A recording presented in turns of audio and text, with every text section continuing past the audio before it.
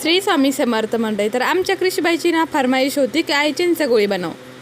ती ना मला भरपूर दिवसापासून म्हणत होती काय आहे आपल्याला चिंचगोळी बनव, पण मी काय ती कधी बनवलीच नाही. आमच्या मागच्या वर्षीच्या चिंच ठेवलेल्या होत्या मी, मग काय त्या फेकून दिल्या आणि नवीन चिंच घेऊन आलो. आता ही चिंचगोळी कशी बनवायची याचा सविस्तर व्हिडिओ मी बनवलेला आहे, तर तुम्ही तो लॉंग व्हिडिओ बघू शकता. आता याची चव ना एकदम खट्टी मिठी लागते बरं का.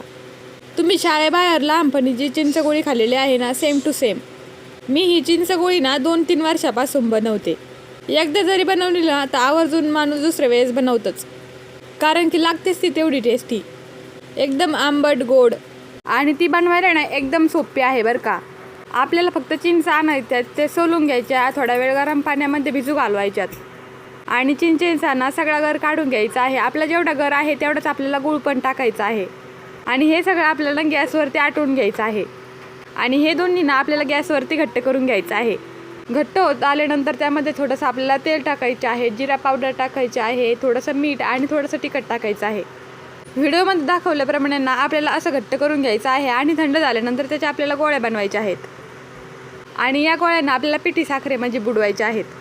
आणि बघा इथे झालेली आहे आपली एकदम खट्टी मिठी इमली तयार. अशी खट्टी मिठी इमली आवडत असेल तर एक लाईक नक्की करा.